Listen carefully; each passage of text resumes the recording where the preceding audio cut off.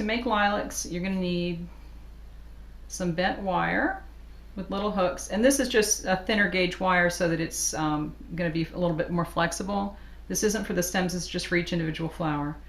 You're going to need some small scissors with a point on the end. You need this little thingy. I'm not sure even what these things are called, but who cares? It's the one with the little cone and a pointed cone on the end of it. And you can use one that has the little star that looks like a star and it's separated, but this is easier for this purpose because you can use it for two things in this instead of trading tools back and forth in your hand. This is just for coloring it later if you want to do that. You'll need some floral tape and some Crisco or cornstarch, depending on which one you prefer to work with your gum paste. This gum paste that I'm using is my formula that I created. That is, it's a little softer and it has a longer working time. It's a kind of wet, so I prefer to use the cornstarch. I mean the Crisco with this as opposed to the cornstarch. And when I'm working, I pretty much have hands that have a little thin coating of Crisco on it all the time just to keep it from sticking to me. The benefit of this is that you can leave it out. And if you use the cornstarch, it tends to dry the gum paste out a little bit more. So if you use Crisco with it to kind of, keep it from sticking, that'll prevent it from drying out so fast. All right, so the first thing you want to do, each lilac bunch has about 20 little flowers on it, and the tips are little tiny buds. So just take a little tiny ball, and my hands have Crisco on it now, so they're slick. But you want to just make a little ball. This is actually kind of big for a real lilac. See, that's like a small pea size, and real lilacs are really, really tiny. But just to make the little buds, this is fine. So you're going to do this. You might want to make maybe 3 buds for each bunch. So just put that on the wire. Just insert the wire into that and kind of pinch it around there so it doesn't come off. And then you can take this and just make little marks. Start at the center and work your way out. Or you can use a different tool, but this tool is versatile for this purpose, so that's why I just use this one. So you want to just make marks to make it look like it's going to bloom, and start in the middle and work your way out, because that way the indentation in the center will be deeper than the ones on the side. You can also do some that don't have any marks at all, and that's fine because each lilac usually has a bunch of different flowers in different stages of being open. So again, I'm going to make a little tiny ball. Just kind of form it around the hook on the end. And I'll leave this one with no marks on it, and that works just fine. Now these flowers are not going to be the ones that you enter in the botanically correct flower competition where they have some botanist looking at them, but they're perfectly workable for a wedding cake or any kind of little cake that you want. They're very pretty and they look real enough that people are going to like them. They might not impress the botanist, but who cares? Unless you're going to be making a cake for them, you don't really need to worry about that. All right, so I'm going to make little marks on this one. All right, so that's all you have to do for that. Just kind of score it a little bit. All right, now for the actual flower, I think I'm going to run out of wire, of course. These are some that I made yesterday, and each flower has 4 petals, and you put the ball on the wire and kind of pinch it down like that to keep it on there, and then you're going to cut and then take this and press it down to give each little petal has a raised edge on the outside.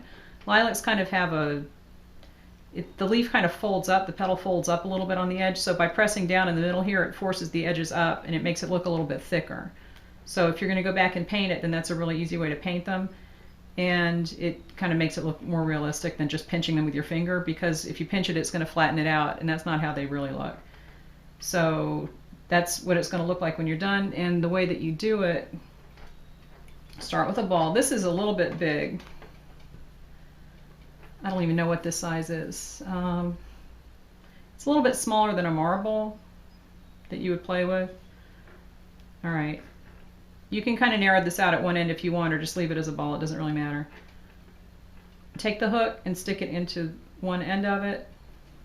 I'm going to pinch it around the wire. Okay, and then you're going to bring the little cone tool and stick it right into the center of the ball, just a little bit. You don't want to do it too far because you don't want to go all the way down and hit the little hook.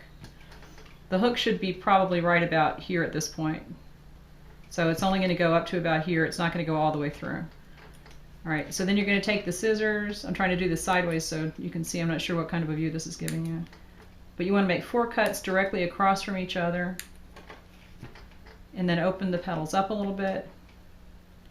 All right, now you see how this is flat because it's on the edge. You want to go through, pinch each one just to get rid of that flat edge.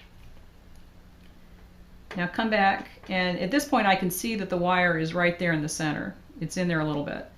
So you want to just be aware of that and not poke it too hard so it doesn't go too deep. Take the cone tool and just press with the center of it in the center and press down, and that will flatten the edge out. I have a lot of Crisco on my fingers right. Well, it's not a lot, but it's definitely has a slick surface, so the petal's not going to stick to me. If it does start sticking to your hand, just put some cornstarch or Crisco on there, depending on which one you're using, and that will prevent it from sticking to your skin.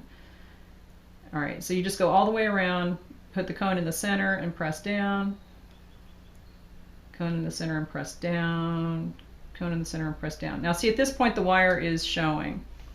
So what you do now is go back and just at the base of the flower, pinch it, and just keep an eye on where the wire is. You don't want it to completely come out. Take this little cone tool and kind of press down to cover the wire up, but you don't want the wire to come out through this little skinny section. You want it to be in there with the hook completely encased. And you can kind of thin this out down there like that if you want. Make this a little thinner so that it's attached to the wire. And just make sure that there's not a whole lot of little marks on the inside of that. And that's your basic flower. So that's very quick. Take this, hook the thing. I use this little rack that it used to be a shelf and it had little drawers in it, but this is handy for drying things. So I just hang it on there. These are the ones that I made last night, and I'm going to be painting them. But that's basically how you make the flower. It's very quick. I'll do another one by cannibalizing this. All right, so make a ball.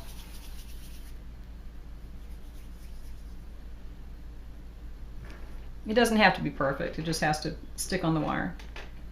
Stick the wire in. Pinch this around the wire. Take this little tool right in the middle, press it down there. Make 4 cuts. Spread this out. Pinch each petal.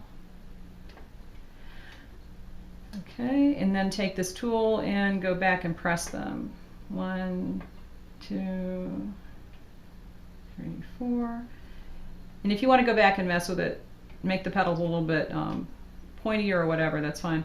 Lilacs are really small and they have kind of a rounded edge on the petal, so you don't want to make them too pointed. But if you're doing just some kind of random filler flower and it doesn't have to be specifically lilacs, then you could do it this way also. Okay, so that's the final product. Hang this up to dry, and then I'll show you how to wire some. So if